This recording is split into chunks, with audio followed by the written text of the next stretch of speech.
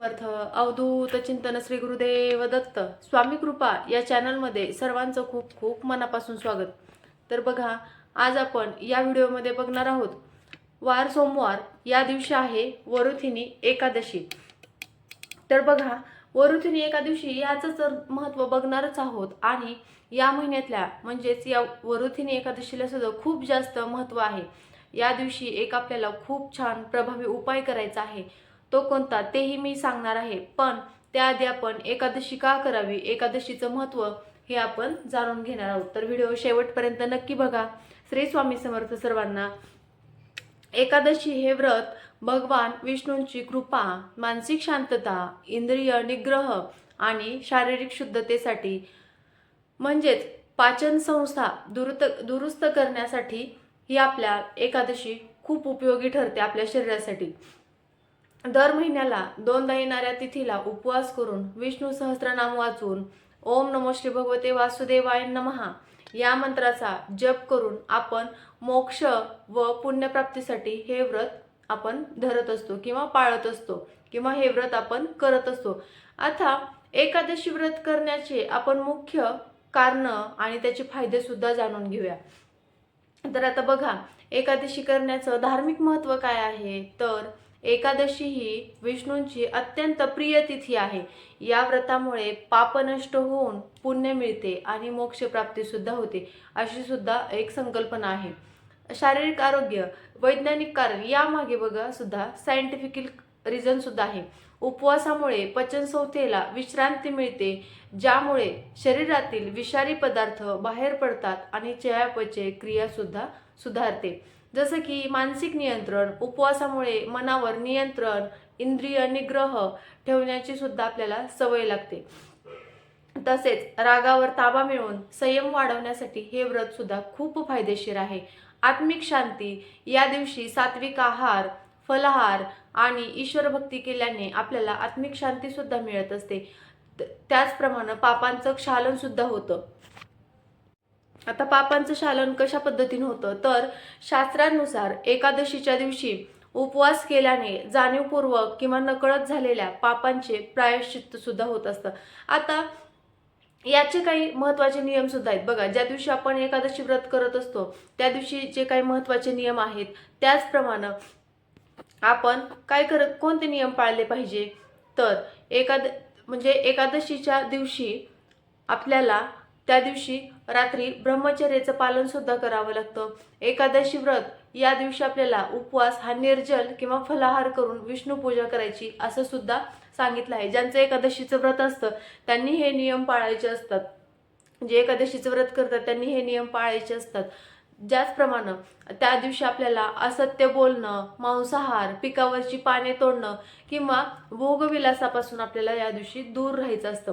एकादशीचं हे व्रत आपण पहिल्या दिवशी धरत असतो आणि आपल्याला या एकादशीचं पारण हे आपल्याला दुसऱ्या दिवशी सोडायचं असतं. म्हणजे दुसऱ्या दिवशी एकादशी आज असेल याचा हा उपवास दुसऱ्या दिवशी सोडला जातो. याच प्रकारे वरुथिनी एकादशी म्हणजेच काय, या एकादशीचं महत्त्व काय आहे. तर वरुथिनी या शब्दाचा अर्थ म्हणजेच संरक्षण करणारी किंवा संरक्षणाची ढाल असा सुद्धा होतो. याचं फळ असं आहे बघा, ज्या वेळेस आपण वरुथिनी एकादशी हे व्रत करत असतो त्याचं फळ आपल्याला 10,000 वर्षांच्या तपश्चर्ये इतकं आपल्याला याचं पुण्य प्राप्त होत असतं आणि सर्व पापांतून सुद्धा मुक्ती मिळत असते.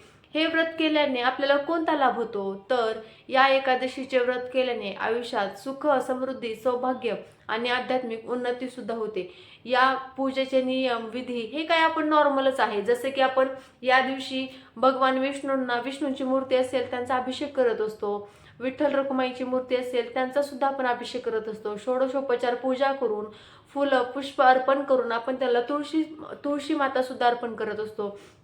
एकादशीच्या दिवशी तुळशी मातेला आपण हात लावत नाहीत किंवा आपण त्यांना जल सुद्धा अर्पण करत नाहीत, कारण तुळशी या विष्णुप्रिय आहेत आणि तुळशी माता या विष्णुप्रिय असल्यामुळं आपण त्यांचा निर्जला उपवास असतो. तुळशी मातेचा एकादशीच्या दिवशी निर्जला उपवास असल्यामुळे आपण तुळशी मातेला त्या दिवशी पाणी सुद्धा अर्पण करायचं नसतं, म्हणजेच जल अर्पण करायचं नसतं किंवा त्यांना हात सुद्धा लावायचा नसतो. मग आता आपल्याला एकादशीच्या दिवशी तुळशी अर्पण करण्याला तर खूप जास्त महत्त्व आहे. मग आपण ही तुळशी आदल्या दिवशीच तोडून ठेवायची. आता सोमवारी एकादशी आहे तर तुम्ही रविवारी तुळशीपत्र तोडून ठेवू शकतात आणि मग सोमवारी तुम्ही पूजा वगैरे करताना तुळशीपत्र अर्पण करायचं असतं. या दिवशी उपवास करायचा असतो. जे काही तुम्ही फराळाचं केलेलं आहे ते सुद्धा तुम्ही नैवेद्याला देऊ शकतात. दूध साखरेचा नैवेद्य दाखवू शकतात, फळांचा नैवेद्य दाखवू शकतात.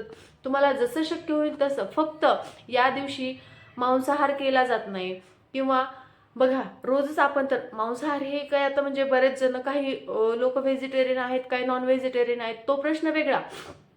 पण आपल्या या धकाधकीच्या जीवनामध्ये आपण रोज एकच फक्त एकादशीच्या दिवशी हे नियम पाळायचेत का? आता एक मांसाहार हा एकादशीच्या दिवशी पाळायचाच असतो, पण बाकीचे जे नियम आहेत, एकमेकांची निंदा करणं, एखाद्याबद्दल किंवा खोटं बोलणं, वाईट वागणं, या सगळ्या गोष्टी आपल्या रोज आचरणामध्ये असल्या पाहिजे. म्हणजेच असं सुद्धा म्हटलं जातं की कोणाच्याबद्दल वाईट बोलू नये किंवा रागवू नये किंवा आपण एखाद्याची निंदा नालस्ती करू नये. अशा गोष्टी आपल्याकडून रोज होता कामा नये. म्हणजे आपल्या ह्या चालू आयुष्यामध्ये सुद्धा फक्त एखाद्या दिवशी एखाद्या व्रताच्या दिवशीच हे नियम पाळावे का? तर नाही. आपल्याला आपलं जीवन जोपर्यंत आहे तोपर्यंत आपण आध्यात्मिक जीवनामध्ये सतत राहिलं पाहिजे. त्याचप्रमाणे आपलं कर्म प्रामाणिकपणाने, आपली मेहनत आपण जर प्रामाणिकपणाने करत असेल तर आपल्याला त्यामध्ये यश मिळतच असतं. त्याबद्दल काही शंकाच नाही. तर हा नियम आहे, मांसाहार या दिवशी पाळायचा आहे. आणि एकादशीच्या दिवशी तांदूळ खाणं वर्ज्य म्हटलं जातं. बघा ज्यांचा पण उपवास नसतो त्या दिवशी त्यांनी पण एकादशीच्या दिवशी बऱ्याच घरांमध्ये भात बनवत नाहीत, म्हणजेच राईस बनवत नाहीत.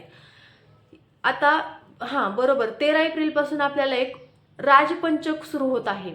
13 एप्रिल पासून एक राजपंचक योग सुरू होत आहे आणि हे आपल्याला 13 एप्रिल पासून पुढे 5 दिवस आपल्याला कुठलीही कामं एक विचारपूर्वक सल्ला घेऊन करायची असतात, असं सुद्धा यामध्ये म्हणजे वर्णन केलेलं आहे.